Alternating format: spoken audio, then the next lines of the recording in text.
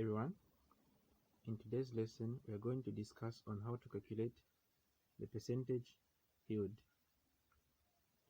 In chemistry, the amount of product you get from a chemical reaction is known as the yield, where you can measure in grams or moles.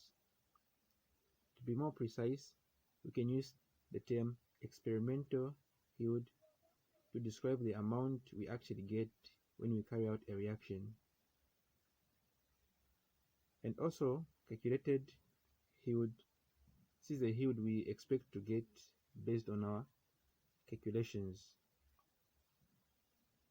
Okay, so it can also be expressed as experimental yield is the same as being written as the practical yield, or it can also be written as the actual yield. Same applies to the theoretical yield. In other books, it can be written as the calculated yield. They are the same.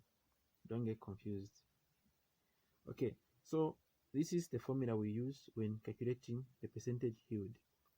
Percentage yield is equal to experimental yield over calculated yield by 100, because we're dealing with percentage, so percentage is times 100. One thing that you need to know and understand is that the experimental yield will never be more than the calculated yield. The experimental yield will never be more than the calculated yield. Okay, so let's try to look at this example.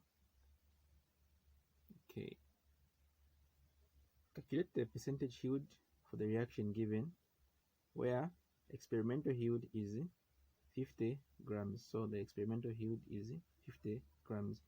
So this is the reaction. Magnesium plus sulfur, it gives us magnesium sulfate. Okay, so Mg plus S give us MgS. Okay, so we need to find the atomic mass for this reaction they have given us. So for magnesium, we know that it's 24 grams. For sulfur, it's 32 grams. Magnesium sulfate, it is 56 grams. Okay, so now we can get this same formula, percentage yield equal to experimental yield over calculated yield by 100. We're going to use that same formula. Okay, so this is the formula. So then we plug in the parameters. So the actual yield they have given us to say it's 50 grams. So we'll do 50 there, divide by 56 times 100, because we are dealing with the percentage. So when you punch in your calculators, percentage yield is going to be 89.28%. So that's our percentage yield. That's our percentage yield, 89.28. Okay, so from there we can look at another example, though this is more like an exercise from past paper 2019 paper 2, which is question 5C section B. Okay, so the question reads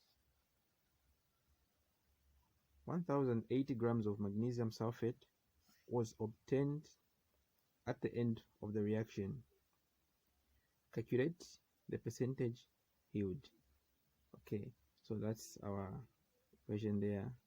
Mg plus S gives us MgS. So this question was actually 2019 paper 2. This is question 5C in section B. You'll find this question. Okay, so like we did with the first one, we find the atomic mass. We know that magnesium, which is Mg, is 24. Sulfur, we know that it's 32. MgS gives us 56. So to get 56, you add this mg plus s, which is 56. Okay, so we take the same formula, experimental yield equal to actual yield over theoretical yield by 100%, and we plug in 56 divided by this they had given us 1080 times 100%. So the final answer you will get there is 5.2%. The answer is 5.2%. So like you have not, I'm sure you have noticed this. We in the first we discussed that the actual yield will never be more than the theoretical yield. So you can even see from how we are doing the calculations from there. So you can pick a question from different past paper and try it on your own. Okay.